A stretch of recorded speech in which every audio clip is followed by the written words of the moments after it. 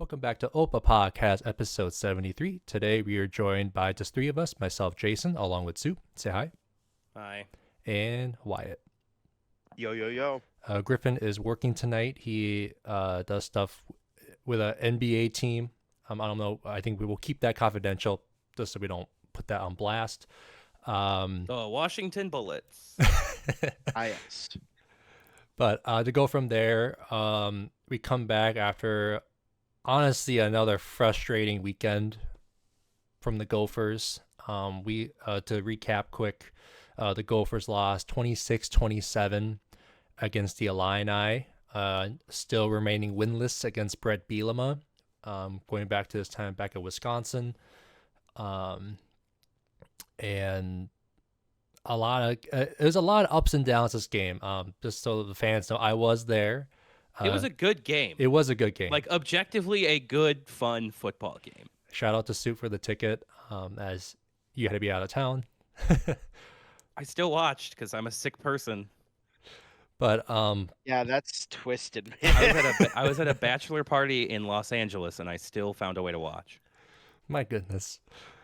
But Married to the game over here. honestly, we'll get to that part. But yeah, the Gophers loss, very frustrating. I want to get through Griffin's notes here as he is out, so we'll get started here. Start off, his first segment is another frustrating game, as how I mentioned at the start of the episode. Gophers had their chance to set themselves up for a win, but the stubborn play calling of the second half and crucial errors and turnovers through the game allowed Illinois to stay in every step of the way. Then going to the next pieces, Sean Tyler has been the amount of chances he gets, he always squanders the program, which is the ball is the program, and that was unexcusable in that first play of the game. It's kind of the only reason to keep him on the field still, right? Yeah. And then going from there, Griffin loved the first half play calling, contested catches, playing some option or RPOs, having tight ends involved. Shout out to Brevin in that moment there, but then being pissed off, and then in the second half when we only had two passes total. Going in from there, Jaw Joyner is a menace. Still can't get holding or hands to the face, but strip and sacks, let's fucking go. And then his last point was, how are we so incapable of closing out games? Newman gets the interception, can't even convert a first set of downs on that. And then the defense, he doesn't put it entirely on the defense when they give you give gifts like that to the offense. But yeah, sorry, I was streamlining it, Griffin, so my apologies for that. And if it did not make sense to you, the listeners and viewers, my apologies as well. But where should we dissect off this, guys? Because I feel like there's a lot to start off with and go through. So I feel like we always start with a negative on this podcast. So I want to jump in with something that's a little bit more positive here. Welcome back, Brevin Spanford. yeah, Nice to see you. We've missed you. he is our lead receiver this game. 3 catches for 58 yards and got that tutty. Like, mwah. It was a pleasant surprise to see him, back and doing the things we've known he could do the whole time. It would have been nice to see him continue to do that in the second half, but that's not He his. may be allowed to do that Yeah, in the second half. that's genuinely not his fault. But yeah, I think we've got to starting positive is sometimes important, and especially when we've had so many just negative pods in a row. Welcome this back. season. Just we've missed you. Stick around. Stay a while. Also, yeah, I want to shout out the offensive coordinator, Greg Harbaugh, because I have no issues with him right now at all. I think the play calling, when allowed to not be hyper conservative, has been miles better than it was at the beginning of the year. And I'll point to that fourth down conversion that they got on like a nice little whip route to the outside on like a play with a ton of creativity going on. Like it's really, really fun to see that stuff. And I know they incomplete that pop pass to Nick Caller up towards the end of the game because Ethan, airmails it. We'll get into that, but I mean that's a fun play. You have an unbalanced line. That's super fun. I think when PJ's flex hands aren't on the offense, it is looking like fun. And then I think I'll also chime in as well. Tyler Nubin nabs another interception this game, which ties him for the school record.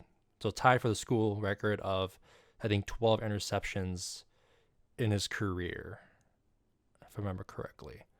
Go get another one, Tyler. Notably sniped from the Jim Thorpe Award. Just going to put that one out there. That one is complete Bush League.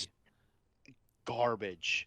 If anyone involved with the Jim Thorpe Award somehow listens to this podcast, just know I'm watching you. And somehow Cooper DeJean gets it over him.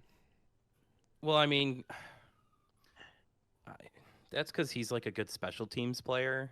But that's not what the Jim Thorpe Award is about. That's what I'm saying. He's only on there because he's a good special teams player as well as an elite corner. Yeah. But like, he has not been a more productive corner this year than Tyler Nubin. He just hasn't. This should have been another game that they won off of the back of a clutch Tyler Nubin turnover and a clutch pass breakup earlier in the game. He had two absolutely huge plays in this game. He impacts every single game the Gophers play. The fact that he's not on the Jim Thorpe Award and somebody like Travis Hunter, who missed 2-3 games this season to injury, is on there, it's just popularity contest at this point. Just admit it. Just admit it. You want to give it to somebody who is popular and has a ton of Instagram followers or Twitter followers or whatever. It's not about football anymore. Yeah. And then it's about like flashy play, which is why. But he's got the interceptions this year. Yep. Yeah, but they're not like sexy in the way that It's like Colorado NFL All-Pro. Only winning teams have NFL All-Pros on them. Colorado's not a winning team. But that's what I'm saying. It's like the NFL All-Pro, right? It's disgusting.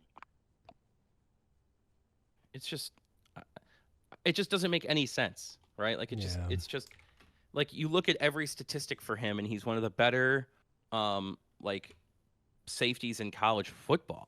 And it's just like, what are we doing here? Potential day 2 draft pick. Yeah, I mean, he is currently. I mean, he's probably going to be the first safety selected. He could even go in the first round if his combine is really good. He's like a second round guy, maybe. Late first, at worst. Second. He's a top 50 player in this draft. Top 50. And the only reason that he's not higher is because he's a little older. Probably. A little bit of injury history. A little bit, yeah. But I mean, he's so impactful that I don't think it'd be that much of a. Like I see, whenever I see Nubin's like drafting, who does? Pedigree have reminds more? me of Tweezy. Antonio for sure. But he's bigger. Yeah, like a lot bigger and taller. Yeah.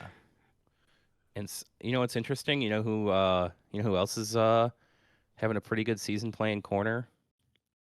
Beanie Bishop. You're right. Bishop. Remember him? Yeah. He's got 4 picks. So does Tyler. Guy. The leader is 7. Tyler has the 3rd most picks in college football.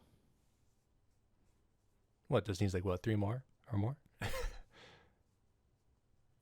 Just 3. I mean, I'm just saying, he's up there. Yep. He's like Tyler Nubin has as many interceptions as Sean Tyler has fumbles. That's true. That's true. What a way to look at it. Yep. And what a segue. And then I got to shout out one more person. Got to give him some love as we always do at every pod. All hail Dragon Kesic. 2 for 2 for field goals, 2 for 2 in extra points. At least he's consistent. We'll take it. Are we? If we're turning this into positivity corner, we also should talk about Josh Joyner. Yes. I The mean, defensive line in general has been so good this year. Like they have like shown that the issue last year was coaching and that they have talent at this position. And they have been everywhere this year. And I mean, just like well, Griff said, like hell of a day. remind me, is Winston new to the position that he's in? No. Or is To our Winston a position, yeah, it's second-year his first coach? year. It's his first year. Okay, yeah. So Winston's new to coaching our defensive line. Yeah. Yeah. But he has coached at other Shout places out, prior. Yep. shout out Winston Deladabadair. Yeah. The king. Absolute king. So they've been good. I've really enjoyed what I've seen from the defensive line. Basically, this whole year they've been great. But finally is like, I think that game will help him get some notice at the NFL level. I really think he has NFL level talent. I would really like to see someone, look around there a little more. I'd like to see him get a little more hype than I think he's getting. I'm not saying like first or second round, Mm-hmm. but Well, he's a sophomore, right? yeah, but like It's people because should he's be from talking about Minnesota him. and he's young. Yeah. So, But I am he's a getting like sophomore. Boye Mafe vibes though, because like look at what Boye is doing at the Seahawks right now into year 2. Oh my god. Like that Boye is like killing it out there on the D line for the Seahawks defense, and it's amazing to watch. Oh yeah, Boye Mafe's last 6 games, he has a sack in every one, a fumble recovery in the last 2, and a forced fumble in the last one as well. Attaboy, Boye. Gophers in the pros. Hashtag Gophers in the pros. But did you get all that stats compiled there, Soup, or no? I think so. Yeah, I've been working on. Okay, I picked their first 14 relevant games for Ethan Kaliakmanis for Tanner Morgan. We want to see what is going on here. What can the statistics tell us through 14 starts for both of these guys? Because Tanner was a very solid distributor of the football. He was really good. He did exactly what we needed him to do.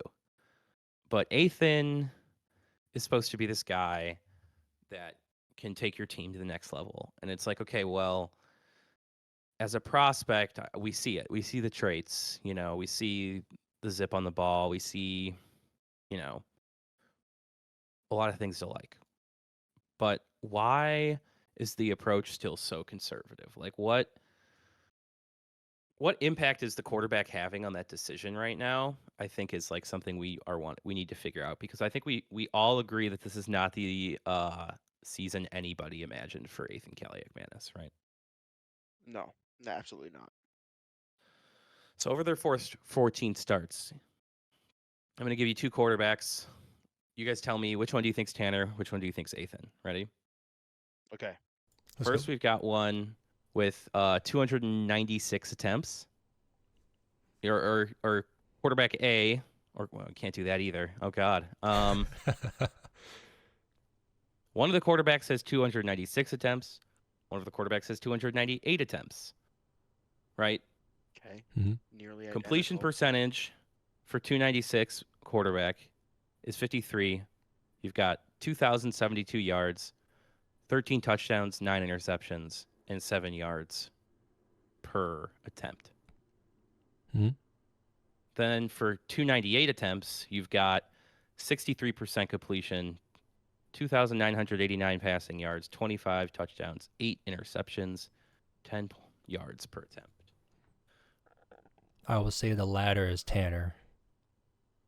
Wyatt? Yeah, to me, the latter, specifically on the completion percentage, strikes me as Tanner Morgan. Well, for me, Perfect. is the touchdowns too, on top of the completions, because I think 2019 was like it skews a lot of Tanner's numbers too, because that was his season high of in his career in terms of completion percentage, plus all those touchdowns and to interception ratio that he threw. Because he's pretty like if he had he was pretty even touchdowns to interception, like 1-for-1 in the latter of his career, but like that season in 19 skewed it a lot in my opinion. So that is right. Yes, you guys are both right, and I think Wyatt kind of put his finger very well on what the big difference between the two is, and I think it's completion percentage, right? That is a 10-point difference in your completion percentage right now. And, I think we're all kind of like frustrated with the offense right now and just the philosophy. But I think it's interesting to look at that they have given this kid who they supposedly believe in so much 2 less attempts than Tanner Morgan even. Like he's And throwing they the ball didn't technically less than Tanner did. they didn't like believe in Tanner in the same way. And in fact, they went with Zach Annexstad first. Yep. And here we are, and we've just got Tanner Morgan again, even though this kid's supposed to have, the arm talent that Tanner didn't necessarily have. And But we see that, right? Like we see that on the field. We see the arm strength. we definitely see it. And you don't see. I don't think we see a lot of touch yet, but I think we've hit on the fact that he's young. He hasn't mastered that, and he just kind of wants to throw the ball hard, which is fine. Yeah. I mean, I just think it's hard because it's like, okay, well, if this kid is, everything you guys, say he is, why aren't you letting him throw the ball more? Right? Yeah, Like, why are we because like I understand these numbers for Tanner Morgan. You know what I mean? Like I understand it. Like like the attempts are low, but the efficiency's high, right? A lot of completion percentages. You're finding touchdowns. You're not turning the ball over as much, and like we know that that's what they want from like a philosophy standpoint, right? yeah. And but that makes sense to me because that's the kind of quarterback that he was. And That I'll say I love that quarterback play that's just efficient. I love quarterback play that's efficient, but that's not always the quarterback that you have in the room. well, yeah, And you also you've have to got be to play to the explosive. quarterback you have in the room. As a baseline as a quarterback, you have to be efficient. Like you just Yeah. don't consistently win games if you're not as a passer. But you also have to find ways to be explosive, right? Yeah, and Tanner Morgan didn't necessarily do that himself, but like he had playmakers who could do it for him. He got to throw the ball to guys like Rashad Bateman. He got to throw the ball to Chris Ottman-Bell when Chris Ottman-Bell was really playing hot. He got to throw the ball to Brevin when Brevin was, what he looked like last game. Yeah, but I guess what I'm saying is like, why hasn't the approach changed? You know what I mean? Like it's the Yeah, same. You were never really trying to develop Tanner. You know, like Tanner was your quarterback, and you were looking for a plan for the future, and you found this kid, and now you're treating him as if he was Tanner. and he's not Tanner. This Like, kid's yeah, I arm understand. talent is explosive. I get that the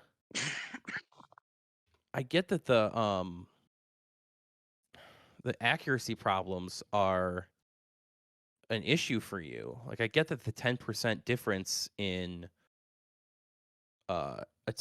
completion percentage it matters, but How's he there going to get better if he doesn't get a chance to screw it up? exactly. Like I think you've seen in all of these games that he is a rhythm thrower. You know what I mean? Like he kind of needs to see one go, like a good shooter, like kind of needs to see one go down. You know what I mean? He kind of needs to see a couple, like get a couple, get going. And he's just not doing that, you know? He's not getting the opportunity to do that. Yeah, right? Like that's Or I feel more like PJ is getting his hands too much in the flow of the game. I think, as we chimed about a little bit earlier, like you gave him a shout out to Greg Harbaugh on that first half game plan. it's Ethan great. was in great rhythm. Like he was feeling great. He had that He moxie. looks comfortable. Yeah, looked amazing, comfortable. He's throwing those 50-50 balls that we know our receivers can catch, like a Daniel Jackson will catch, or Brevin will catch, right? And those two guys were pretty much like the top of our receiving board on that side of the ball. Like that touchdown to Daniel Jackson is nuts. Yeah, like absolutely amazing. But then I don't know what's the hell's going on in the second half, but like, Oh, was that right in front of you too? yes, it was amazing. Nice. But then what happens then in the second half? You only, like Griffin mentioned it, you only throw the damn ball 2 times at second half. All of it was run, run, run. And just to look at like the disparity here, we had 22 pass attempts, but then on rushing as a team, we had 35. Like that's still not. That's almost twice. And most of that's in the second half too, because Yeah. you were pretty balanced in the first half. Like the opening of the, like, by throwing the ball early and often opens up lanes for a guy like Jordan Newman or Zach Evans, who we know can get those yards. Like, I know we're at this point technically because what Jordan is, like, what, the fourth, fifth string running back on the roster, right? Like I know they got their good defensive tackle back, Jerson Newton, but like there's no way. I don't understand why you like decided to go. Well, that good game plan we had in the first half, let's not do any of that in the second half. Right? Yeah. Yeah. And especially when you're down, you're losing the game at multiple. When they were losing, they started throwing again and they scored. That was their best drive in the second half. Was the And then, one that they like got more aggressive on. for sure, yeah. And then you know, end up in a situation where it's, a minute left in the game and everything's got to happen, which is when we know Ethan does not tend to succeed. And that's just, Well, it's just too much to ask for him. Like he's had some like very very clutch moments and clutch throws. Like that touchdown to Daniel Jackson is clutch. Like they need that play when they go out and they get it, right? In the fourth quarter with, 5-6 minutes left. They need that. And he nails it. But they just don't give him opportunities like that all game. They just only do it in the spots where they absolutely need it. yeah. inconsistency, yeah. But then going on further from there, like, obviously, looking at the stats here, Ethan was only 50% of passing that Saturday too, and I didn't get the chance to watch the replay. A lot of it from like my like hindsight, looking at what I saw on the field and on the jumbotron at the stadium. There were times when like our receivers didn't help him in the second half either, though, because there are times. Oh yeah, Crooms drops a touchdown. Yeah, Crooms drops a touchdown, and in the end, I think we went to for start the second half. Yeah, and in the end, we had to score a field goal instead, if I remember correctly. And then like there's another time. Obviously, it was a bad throw from Ethan, but I thought Crooms adjusted well enough to catch it, and it looked like it bounced off his chest or helmet from my angle. Again, that I love that view, Soup, but sometimes when you're trying to figure out was it actually a 9-yard gain on the run or pass, or is it 2 yards, it's hard to tell from that angle. I know it's a weird angle for field position. Yeah, but what, like, besides that, but like Corey Crooms, like, I gotta put you in the doghouse. Like, you gotta be better than that. Like, I don't know what the hell's going on. Like, I mean, no, the doghouse is solely occupied by Sean Tyler right now. Like, Yeah, not saying that other people aren't in hot water, but man, Sean Tyler, you blew it, buddy. You've got nothing to hang your hat on. especially giving the Alana that opening touchdown too, like fumbling in her own zone. yeah. So I don't know if it was Soup who sent it or if I saw it somewhere else, but I saw a statistic that said Sean Tyler has 67 total touches on the season, and 4 of them are fumbles. nuts. And that's just too many. So this kind of bleeds into something I wanted to talk about because I think that opening fumble really kind of changed the way PJ kind of went through the game in general. Like I think he was constantly thinking about that the whole game, and it was in his head, you know? Because while we're still on the philosophy question for a little bit, he was asked today about the passing game the last 2 weeks, why it's been he gets this question. Ready? When you look at the passing game the last 2 weeks, it's been efficient and explosive in the first half, and I think you've got 3 completed passes in the last 2 second halves combined. Why do you think it's been such a stark contrast? And this is on Ryan Burns's article on Gopher Illustrated about his press conference today. So this is PJ's answer. Hold on to your seats. That's a great question. I mean, if I had all those answers, you wouldn't ask that question over many, many weeks. I don't think it's necessarily one thing. I think it's we've had some dropped passes, we've had some incomplete throws, and then you're off schedule. Next thing you know, you punt and you don't get the ball back for a little while. Then maybe you have a lead and then you're running the ball and working clock. So I think it goes on. It just depends on what the games looks like. But it's not just one thing. Unfortunately, if you look at the game, we dropped a touchdown. That changes the course of the game. We fumble a kickoff, and so we lose the possession when we were supposed to gain a possession. If we score like we did on our first drive, that's a 14-point swing. And if we hold them out of there, that's another 14-point swing, let alone the touchdown. So you can go back. We can say it's one play. This is very similar to Northwestern where it's 12 to 15 plays. You're like, how did that one go away? I gave you this analogy. It's like roulette. And all of a sudden it hits on one color 12, 15 times in a row. And you're like, I can't keep putting that on that color. It keeps hitting that color. It's going to stop. So if it's one of those things that when you look at it, it's not one thing. I wish it was one thing because then you could correct it. But in the second half, we're just not able to finish games right now at times. There have been 2 games that were very similar the way they played out that we weren't able to finish. But I know this team is going to learn from that. What did you guys learn from that answer? Fucking nothing. No resolve or no resolution. Right? So, like, I kind of want to point to some of the things he says here because I think we've gotten an eye. This is, like, I think the most clear glimpse we've gotten into his head during a game that we've ever gotten.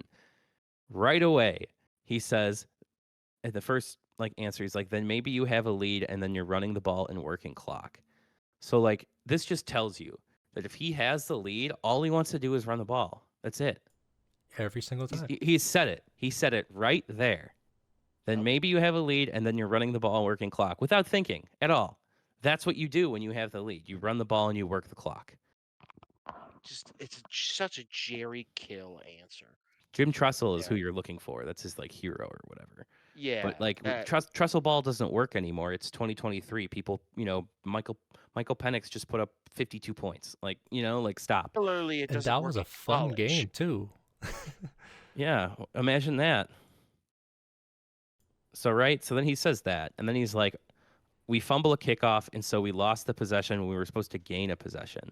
So like right there, to me, this is like, okay, you're now arguing against yourself, and you don't even know it. Because, yeah, you lost a possession, so you need to gain a possession. How do you do that? By being explosive on offense, by doing more with less plays, right? Mm-hmm. Yep. But don't try and actually do that, right? Like he's making the arguments here for doing the opposite of what he's doing. So you fumble the kickoff and then you lose a possession, so now you play hyper conservative to limit your plays. You know what I mean? And then this roulette analogy. This roulette analogy bothers me because he's like, okay, you put it on one color 12 to 15 times in a row, and you're like, I can't keep putting it on this color. So that's what he does with the run game, though. Yep. Well, yeah, he says you put your, you bet on this one color because it hits 12, 15 times in a row, and then you just stop because it's working. No, he's saying you can't do that because eventually it's going to not work. Right? It's if it's hit it on 12, 15 times in a row, you can't put it on there. But Because like But you never because know it's not though. Like that's the thing. Like if if Ethan got the chance, like, so right now, the game status, he threw 22 times, only 11 of them were catches. But if he got to throw like 35, 40 times, twice of the number that he is currently at right now, it may be different. It may have been backfired. We don't know because he never decided to say, "Oh, let's try it. We'll see what happens." Like, Ethan Kaliak-Manis on the day, his EPA per play is 0.21. His total EPA is 4.97. His success rate, 42%. Win percentage added, 8%. Jordan Newben, negative 0.10 EPA per play, negative 1.83 EPA, negative 6% win percentage. And that's not to say anything about Jordan Newben. We're talking Jordan more Newman's about incredible. Jordan but- Newben is incredible. We're just talking about from an efficiency standpoint and like how you operate an offense and how you get the ball down the field and eventually into the end zone. Like if you look at all the advanced stats, like Ethan has had 2 really, really good games in a row, and they have just like basically put him on the shelf in the second half, both games. Yeah, Ethan's had 2 very hot first halves these past 2 weeks. I've really liked what I've seen out of Ethan in the first half. And it's frustrating because we all are sitting there and we watch it and we know it's not like we can be like, okay, some of this is on the quarterback, but some of it is you not really like letting him do anything. And then when he's having a good game, you say, well, hey, buddy, thanks for the lead. Thanks for the 2 touchdowns in the first half. We're not going to throw the ball anymore, though. Yeah, rather than trying to get you more touchdowns, we're just going to give the ball to Jordan Newben. But his thing about like being scared with this dumb roulette analogy is like that's exactly how he treats the run game. Is like roulette. He's like okay with putting it on there 12 to 15 times in a row, even when it's like still not like it's not hitting. You know what I mean? Like Yeah. he plays it like it's eventually got to hit, even if it's not hitting now. But with the passing game, it needs to hit all the time, or it's not worth doing. so bizarre. Sometimes an incompletion is better than a 0-yard run. Yep. Honestly, yeah. Like the amount of times I think our guys got tackled behind the line of scrimmage too, making it what, a 2nd 11, 2nd and 12. Because if yeah. you're like, the thing is like his whole thing was at the start of the game that they lost that possession. They gave them an extra possession, right? That was the first thing he brought up, was that, because they lost a possession, he felt like they had to play in a certain way. And that was by limiting the amount of possessions that they got and not trying to get as many as possible for yourself by scoring faster. Mm-hmm. Right? And then he uses that timeout in the second half, kind of late in the second half, he uses that timeout, and then you can't do anything once you get the ball back with, like a minute or so left because you don't have any more timeouts. You have 1 timeout, but if you had 2, you could stop the clock an additional time and maybe try and get in a field goal range, but you can't do that. So that's one of those ways you steal a possession, right? Yeah. So I don't know. It just seems like his reasoning is so backwards. Like he is like identifying and seeing the issues and then like deciding to be more conservative, approach it in a more conservative manner, I mean, it speaks to something that I think we've talked about a little bit on this podcast, where it's like he's afraid of going out there and, trying to win games. Well, it also just makes you predictable. Like every team knows all they have to do is weather the storm in the first half, and then in the second half, if they're if they're close enough, they're gonna have a chance to win because you're not gonna put them away. Yep. We run the ball on 70% of our early downs in this game. I assume that's first and second down. Yes. Okay. Well, it's probably higher than that on first down, I would imagine. Your successful rush rate is 43% on early downs. Your successful pass rate is 54%. The 13 times you do it, 7 of them are good. It's just like this team is, I mean, you have 0 explosive plays when running the ball, and you 3 passing, 12%. And guess who had an 12%. explosive play at running the ball? The Illini. Yep. And like, right? Like I just don't understand with him. Like, what are you so afraid of? You know what I mean? Like, I just Yeah. don't get it. Because I just don't understand what you have to fear. Like his job is not his job is safe. Like his job is not in any danger. He has brought a level of consistency and success to this program that like nobody would have thought about before he was here. Like nobody could, like this is good. Like where he's gotten the program is good, and he is coaching in a way as if he's a MAC coach, still just hoping to get to a fun bowl game every year. And at a certain point, that's not going to be good enough. No, it's not. This year's not the problem. I mean, this year I don't think he's in any trouble. He beats Iowa. If he beats Wisconsin at the end of the year, like he's just going to point to those and say, "Well, I'm winning the games that you guys actually care about." You have a 5-win team right now? Yeah. Does he have 5 wins already? Yep. We're at 5. We're 5-4 on the season so far. I mean, like, he beats Purdue. If he beats Purdue this week, he's going to be like, all right, I got us 6 wins.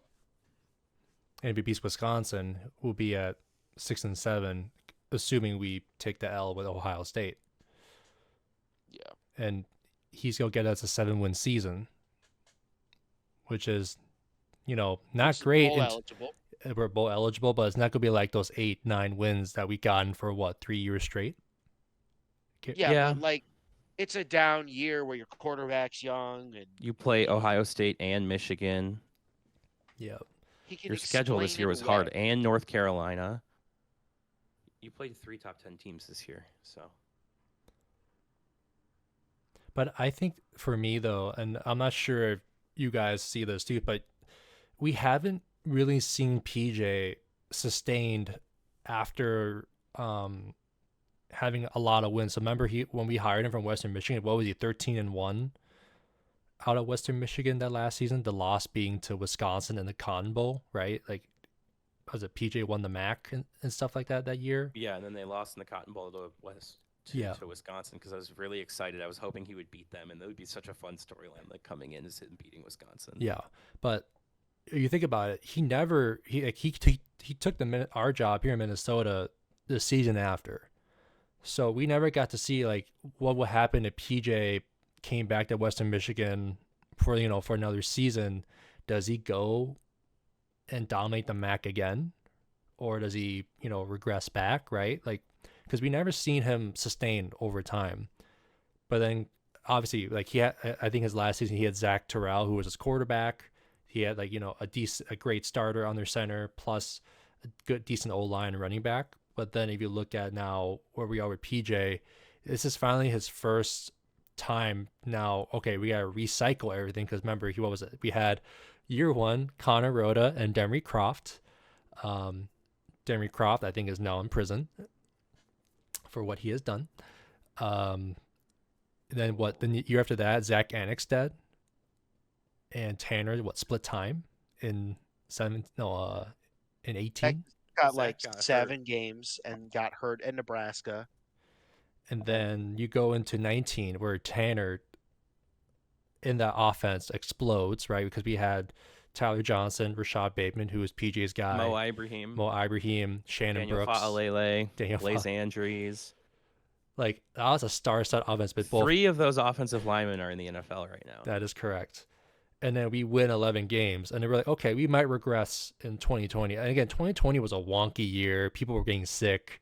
Apparently, the specialists were out too. That year, like, you just kind of don't count that. Yeah, year. Okay, scratch that year. Just kind of like, that's like a.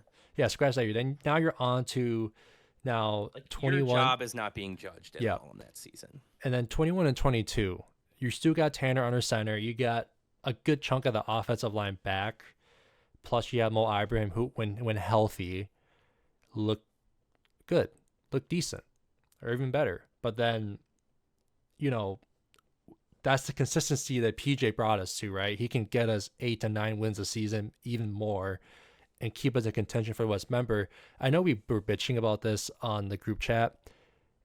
PJ, after being so close, has not won on the West. Like, obviously, we mentioned we did tie for first in the West in 19, but because of the loss to Wisconsin, it broke the tiebreaker, so they went to the championship. Like, that was a year we could have gone to the Rose Bowl. I'm still salty about that, as if you can hear it from my voice. But No. but if you think about it, PJ has gotten so close in the last, including this season, 4 seasons, excluding 2020, to winning the West. And I'm just gonna say it here. I don't think we're not gonna win the West. If he does, I would take my harsh take back, but we are not going to win the West this year because of how PJ is running this team. But also, this is the first time we've seen him try to rebuild what he tried to do in 19, because we never seen him run for longer than 4 years at a program like at Western Michigan, and he's now in year 7. So I don't think maybe PJ's thing is not to last for a whole 5 to 7 years or more, but I don't know. We'll have to see. Year 7 right now. Yeah. So I think this is fine. Like, I don't think his job is in any jeopardy until next year. If next year they're still like running the program in this like hyper conservative way, I think then maybe we can start to talk. I just don't see it at all happening. No, and I totally agree with that, but it's just that I think we all remember his press conference at the end of 2016, early 2017 when he got hired. He promised us, one of them was Big Ten West championships, to get us to a Big Ten championship game. He's got that co-title, baby. Besides that co-title, we haven't been there. And this is the last year. And we haven't been to the game. And this is the last year for divisions as well. So, like, now that next year going forward is going to be the top 2 teams that have the best records are going to the championship. Like, I think PJ squandered it. And I know Laurent's by mention, like, PJ is in a very weak division in the Big Ten West, and it could have been advantageous to at least get Minnesota to one of those games in the Big Ten championship, but he didn't. He just can't get out of his own way, man. Like, I don't know. Like, I mean, at what point is he going to change his best, right? Like, I don't know. Like, that's where we're at this point. Is like, I think we all know what's going on. We all get it, but like, it's until he shows us he's changed, which I think it might have to be this game. I don't know. I just don't believe him. He says all the right things and then just still goes into his shell, and I don't know. I just can't. Until he shows me he's not going to do that, I'm waiting for it, basically. Well, Jason brings up a really good point here, in that and Soup, you bring up the same good point, and he says all the right things, and one of those things that he says is, he came in, he promised we'd win the Big Ten West, and the critical point is the Big Ten West is done after this season, And it's also bad. which means that in a relatively weak division, he has failed again and again to go and, claim the throne, and now he doesn't get that chance ever again. Yeah, that's why I think It means next he year is like, completely all right. failed the goal. That's why, I think it's just this year. That's why this year it'd be so nice to have won these Illinois and Nebraska games, or Illinois and Northwestern games. So Yeah, it's you missed these opportunities, and therefore then you at least failed, you would and now have- you never get to succeed. yeah, because then at least if you do bad in the first era of the new Big Ten season, you just point at the season before and say, well, I still have all this recent consistent success. But now if you do bad with the new Big Ten, and this is the new normal, and you look behind you and you say, well, we're still seeing glimpses of those old ghosts from last year anyway, And I just wonder if once the season's over and we're not in the Big Ten, we're not the Big Ten West winners because we won't be, and we're going to New York for the he's gonna get Pinstripe all of Bowl next or year. whatever they call it now. it- I'm not saying he's going to get fired. I'm saying, when is a reporter going to go back and pull up that quote about winning Big Ten West titles and Oh, I say, think they do. Well, I think Ryan Burns does, but I don't think any other like publication in the city really cares about them. So, eh, which is lame, but whatever. I just like, who's going to ask him the question? Hey, you failed. Yeah, Who's going to point that out to him? he's not gonna answer Because it even if you that's, do. So I don't know. I mean, I don't think he has to. I think there has to be some embarrassment about that. Yeah, I think it's more about that it's been there for the taking multiple times, and you just refuse to take it, right? You've squandered it. He's And been here what, I think that's 6 years? all wrapped up in like the philosophy question. Like I think those questions are already being asked, and they have been asked by good reporters for years now. And I just think it's like this is a year where it's the only thing you can really point to. Last year you could say Ethan's young. We still are trying to develop him. But this year it's like, okay, well, why aren't you trying to develop him now? You know? Or how we've been harping all season Like so far. Like, PJ's where's the running risk? out of like his entire 3-minute answer to why is the passing game all of a sudden disappearing in the second half. And he doesn't really blame any one thing, you know?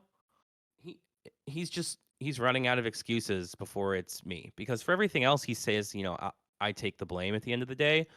When he gets these questions about like why they get so conservative, he is always blaming it on like all these other factors that are like forcing him into making this decision.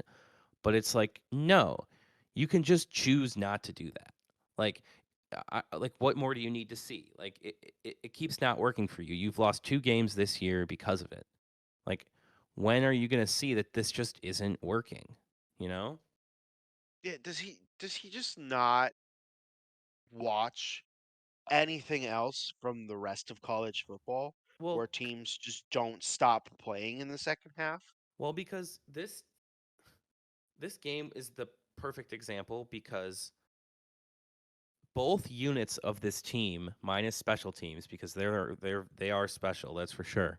But offense and defense both played winning football games. They both played Yeah, I winning mean, football games. On offense, Ethan ends up throwing for 3 touchdowns. You get 3 touchdowns from your defense had quarterback any day. one bad drive, Yeah, the and defense even makes that was kind of a fluke. two bad drives. Two bad drives. But you give up like a 53-yard swing pass. That's a bad drive. Yeah, not ideal, I suppose. Yeah. So the last drive at the fourth quarter is like that's a separate issue entirely. That's Yeah, also like a weird philosophy issue, I think. and I don't really hang that on the defense that much. No, they played a game. The game they played, they should have won, and the offense puts up, you know,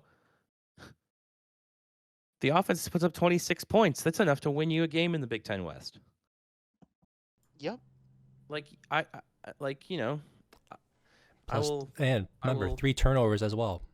I will stare at the fumble sitting on the 20-yard line to start the game for Illinois. What do you what is 27 minus 7 less than 26? Yes. Interesting, right? Yeah, surprisingly enough. Right? Literally a point, weird.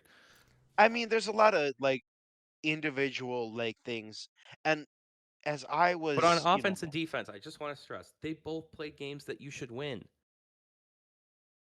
yep.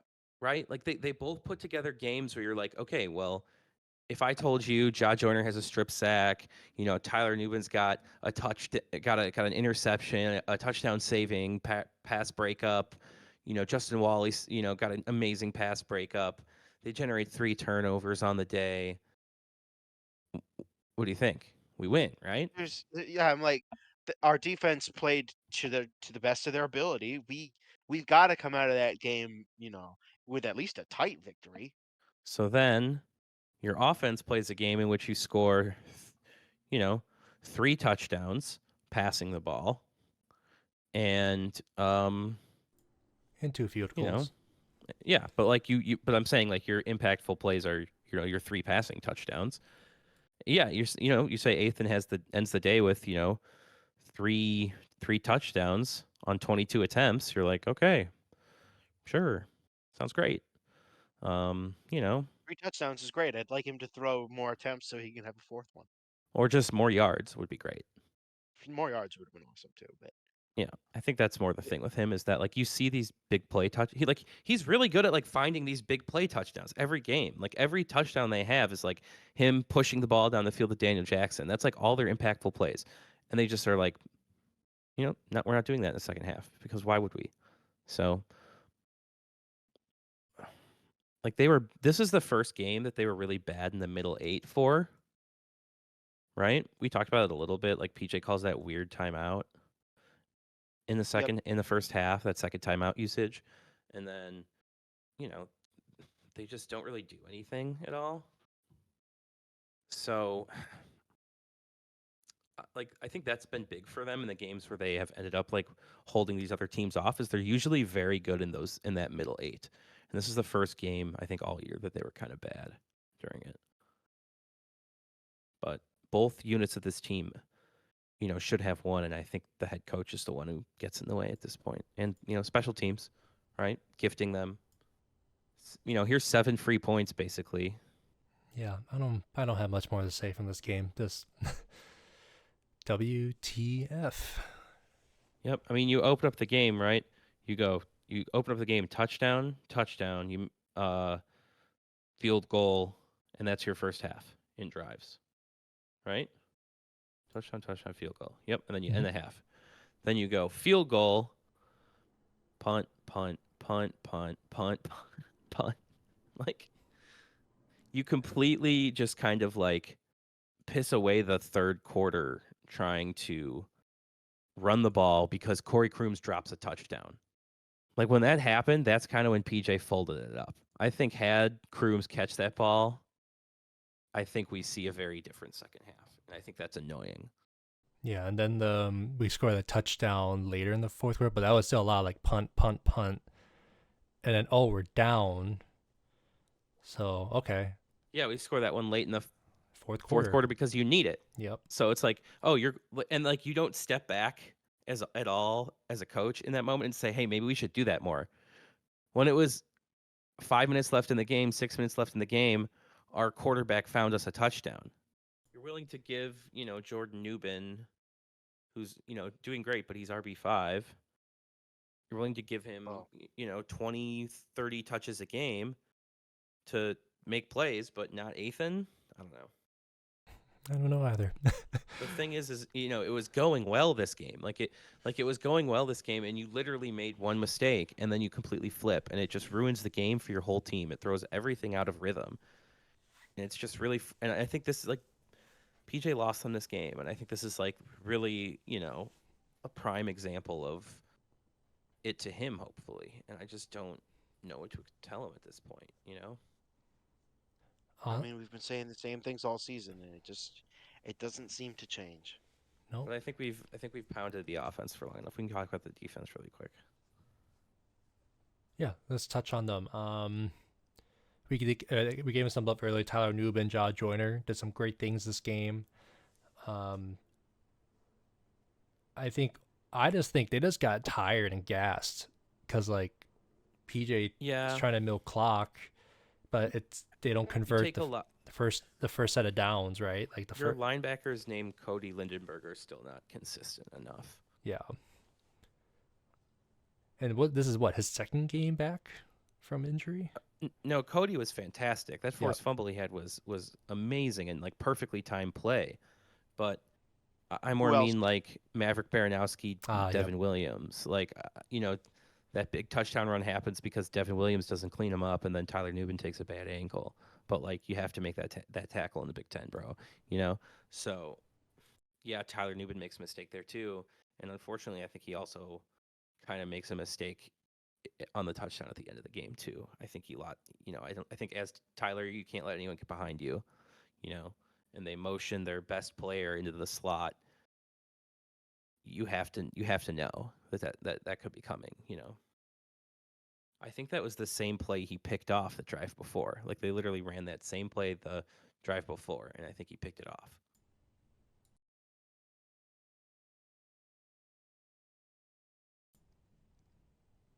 So, but Ja, incredible. Danny Strigow, incredible.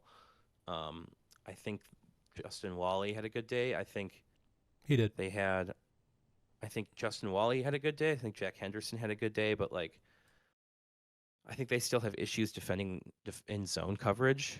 I think a lot of these big plays against them come when they're dropped into the zones and somebody just like forgets their assignment and does the wrong thing for one play. And in zone, it's like very, very obvious when that happens, and it's very, very easy for these players to make those plays.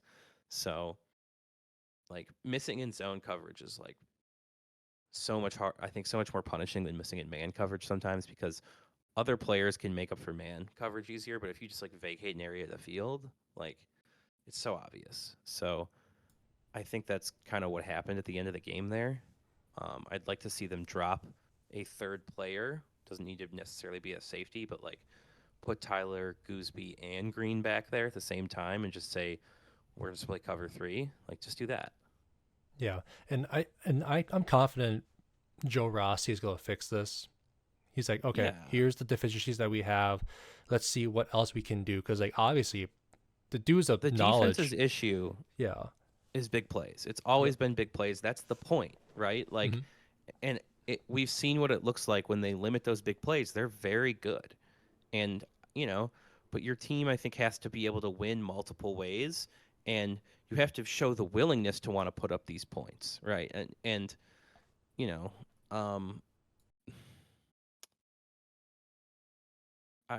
it is unfortunate that they score the touchdown to win the game, obviously, but I just, it's hard to be giving them like 4 free points, or 7 free points at the beginning of the game. I think really put this defense in a hole, and they, I think, held very strong, and they should have had more help, and they didn't. And it's unfortunate that this performance where they get so many turnovers and sacks.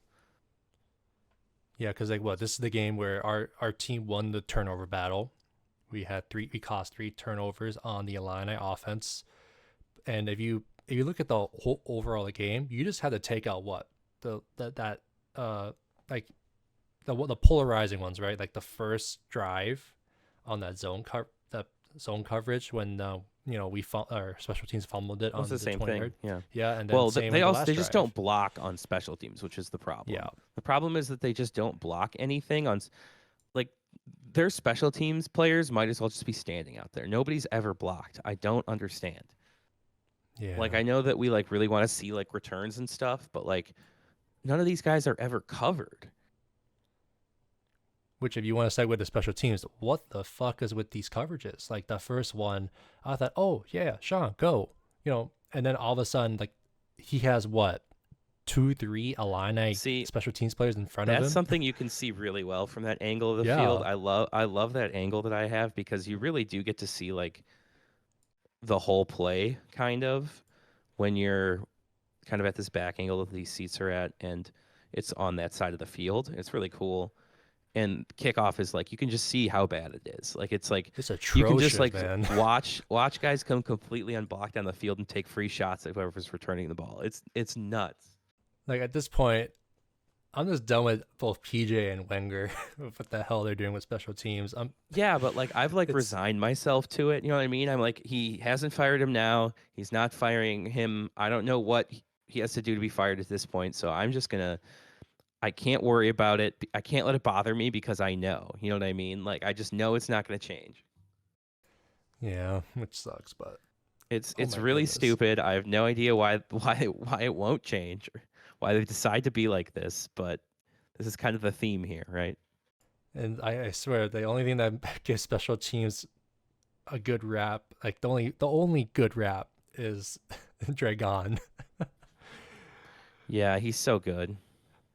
At this point, we should probably just make a shirt that says, like, we're great at everything except for special teams, asterisk the kicker or something at this point, because I don't know about special teams anymore. And I know why. This is your wheelhouse, but my goodness. I I I believe it's Iowa that I've seen where they have the shirt that says "I'm just here for the punters." I love it. I want that, but it's "I'm just here for the kicker," because that's sort of just where we're at on this podcast is God bless Dragon. This guy takes a lot of sacks this week, though, so they throw the ball a lot. So I'm looking forward to another good game for the defense, I think. Assuming Ja Joyner doesn't get held on every play. I mean, he will, but we can take it on to the next Maybe one. they'll Is call what I'm one. saying. Oh, that'd be nice. I'd like to see it. Wouldn't it be nice if they could actually call one for him? No, it's just like it's at this point. It's another Ja Joyner holding calls and Rob Wenger being fired are like both in the same like sphere for me. You know, like things that are just never going to happen to spite me personally.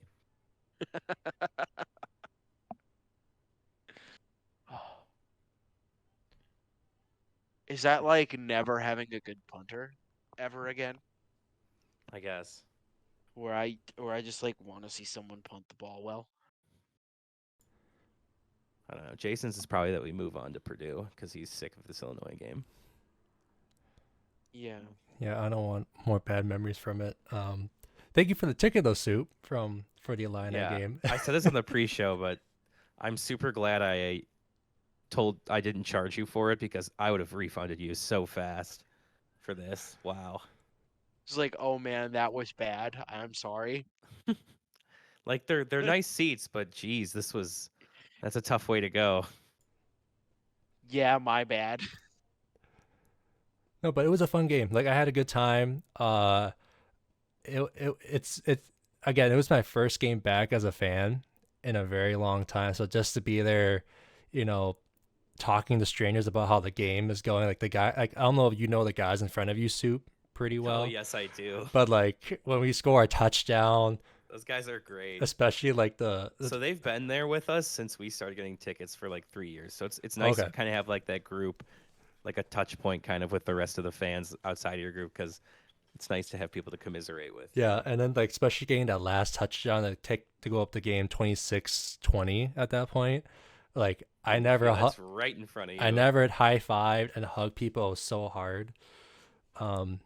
And my girlfriend gave me the side eye when I told her about it when I got home, but that's another thing. But Hater, no, it's fine.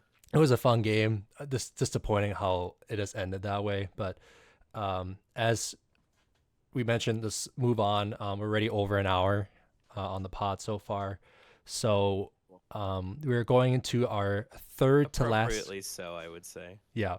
We're going to our third to last game of the season. We are going to be at West Lafayette to play against the Purdue Boilermakers. The game will air on NBC for another 2:30 p.m. kickoff. Again, we hate 2:30 games. Worst. I mean, away Every 2:30 game games are really good though. Very true. 2:30 is the best away time, but the worst actual game time. Like the worst game to go to is at 2:30. The best game to watch on TV are at 2:30. True. That's fair. I think that's logical. That's my hot take. That's my hot take for the episode.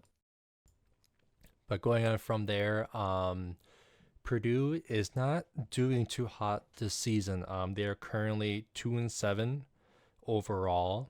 They're under a new head coach. I'm sorry, guys. Ryan Walters. Formerly of the Illini, who was their defensive coordinator last year. Interesting. But yeah, very rocky situation for them because they lost the last 4 or 5 games. You're starting a program in the year the transfer portal and NIL as a team like Purdue. The first year is gonna be brutal. Rough. So, but like looking at it here, last weekend they lost to Michigan, which is obvious. You know, if you're a Big Ten West team going to play Michigan, they lost in Nebraska 14-31. Before that, Ohio State losing 7-41. I saw the memes like, "Hey, you're playing Purdue, and Ohio State's ranked in the top 5," Yeah. but it didn't happen. And then they lost to Iowa 14-20. And their lone victory in those last 5 games was winning 44-19 against the Illini. Yeah. That's brutal. That's tough to stomach. Yeah.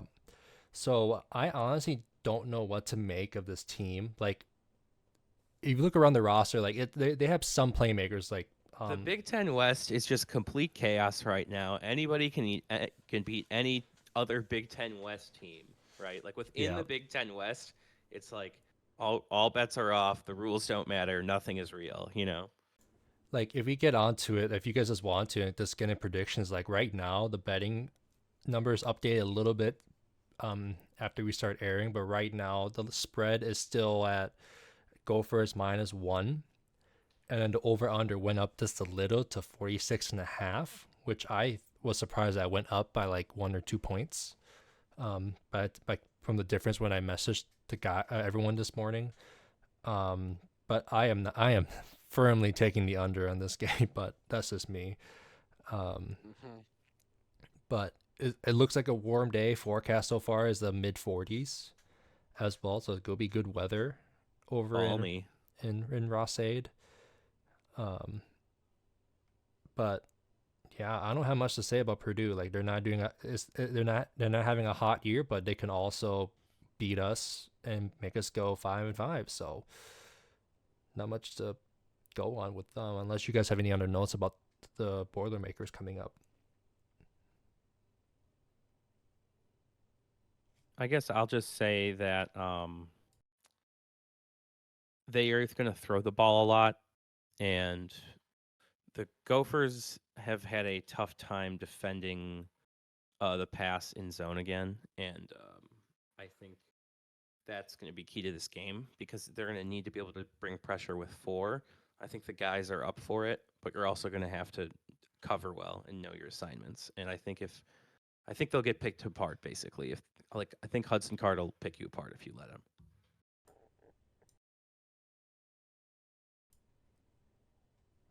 Anything else, or we can go on to the predictions? Well, I was gonna say Ryan Walters knows PJ very well. He's beat him twice when he was in Illinois. So, and he did beat Illinois earlier this season. Yep, by a pretty large margin, which is something that PJ couldn't do. This is a very losable game for the Gophers, and then you're talking about losing 2 in a row with Ohio State looming. Ohio State and then Wisconsin. Yeah, but that's a Big Ten West game, right? That's within the confines of the chaos. Yeah, but like, do I want to be on a 3-game losing streak? Dude, we could be playing for like a 2-way tie with with Illinois for the title or something. I mean, it's possible. What how hilarious would that be? If we beat Wisconsin, we'll be co-Big Ten West champions with Illinois. This team or like whatever. Is Northwestern in the conversation still? Nobody is mathematically eliminated yet. Yep. I think. Imagine if we're staring at the face of a game with Wisconsin, where the best we can do is tie for the Big Ten West title with Northwestern. I think Purdue is technically out of the picture. Yeah, they look like they're out. Yeah, but the other 6 teams, so us, Nebraska, Wisconsin, Iowa, Northwestern, and Illinois, have a shot at the Big Ten West. Thought Northwestern would be here at this point. There was like an 8-way tie scenario or something at one point I saw get floated like a couple weeks ago. No, I've seen the 7-way tie. That was unbelievable. Just macking this hurts, something man. Like that to happen for like the last Big Ten West ever, though. It was like 2 weeks ago, and they were like, if all of this happened, it would be a 7-way tie, and technically Purdue would win. Purdue winning the West? And Purdue would win on like strength of Big Ten East opponents, I think. which is like insane because we played Michigan and Ohio State. Yeah, Who'd they get? Because we got Michigan State. Who'd they get? I No, think they also got don't. I think they also got Michigan and Ohio State. no, they did. It's just that who's the third team? Because I'm curious about They must this have now. got they must have got Penn State as well. I get that's the only option, right? Like, Or yeah, we Maryland? drew Michigan. Yeah, they could have drawn Maryland, I guess. Yeah, sure, Or Maryland. no, I would even give them Rutgers. I would even give Rutgers the edge over Michigan State, quite frankly. Yeah, But- they're bad. Michigan State's bad. Hey, they got their first win last week too against Nebraska. So again, within the Big Ten West, there are no rules. Yeah. Hang on, I'm looking at their schedule. I'm scrolling through quick. They have Indiana. Sure. Interesting. Didn't they just beat Wisconsin though? They did. Again, still within the confines of the chaos. But it's neither here nor there. Let's get into predictions. This episode's getting a little too long as it is. With the numbers in mind, I'll do Griffin's and mine first, and then we'll go Soup and then Wyatt. Griffin preseason said W and says he's going 31-23, which I think takes the over. If I do my math right. Probably. It Yeah, does. that is definitely over. But I am taking the under. I said dub at the start of the season as well, so I'm saying 23-21. I think this game is going to be closer. PJ is somehow going to do trestle ball it and still somehow eke the win with a field goal or a safety or something. I don't know. I just don't know anymore. All right, Soup. All right, I put 28-24, and this is one that I honestly wish I could switch. This is the first time I've wished I could switch mine, honestly. I think all year. So I kind of wish I could make this one a loss, but yeah, I'm riding, I guess. If we did lose, 28-24. if we did lose, what do Fuck you it, we see? ride. I'm just riding for Ethan at this point. Like let him cook. That's all I want. If we lose, it's gonna be ugly. It's gonna be. I mean, bad. Purdue's going to throw the ball on them. So I think they get a couple big plays. They get on the board If- early. If we lose, it's gonna be like North Carolina. Fun. I believe I have a preseason dub here as well, You do. and we do in fact ride. I want something just stupid. So we're gonna go 19-14. Perfect. Love it. Dragon's gonna kick us 4 field goals, cause yeah, who else? And miss an extra point. No, 19. He'd get the extra point.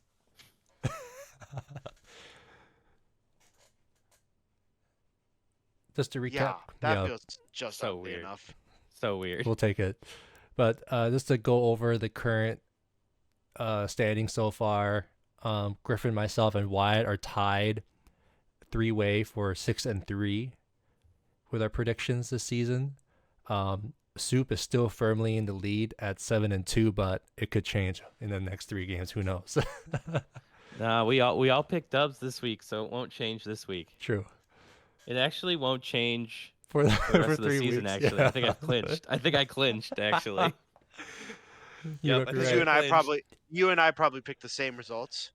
We all picked the rest same of the way results out. for the next We've 3 all got games. dubs. We all got the same results for this game, Ohio State, and the last game. Oof. So it's over, actually. So Soup Wait, got does the that win. mean I picked I a claim victory I- right now, live on this podcast. did I pick a W for Wisconsin? Yes, you did. Yes, you did. Oh, I deeply regret that. You got talked into it during the show. You had it as an L, and during the show, the preseason show, you got talked into it. God damn it. Oh. I could be co-podcast champion. We could be. Oh, that, no. Now I kind of want that to happen. Oh, It would be beautifully why did I let poetic. myself get talked into a W against Wisconsin? Oh.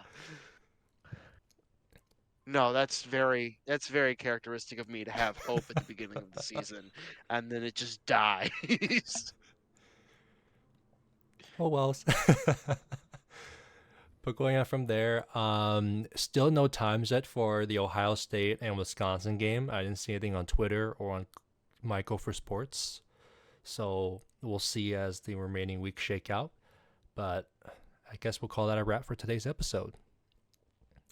Unless you guys got anything else. Pain, sadness. Lots of pain. I think there's a Gopher basketball game. Yeah, it's the opener tonight. Let's go. Let's go. I'm Yeah, hyped. they play I'm hyped Bethune Parker Cookman. Fox. I'm hyped Parker Fox is healthy.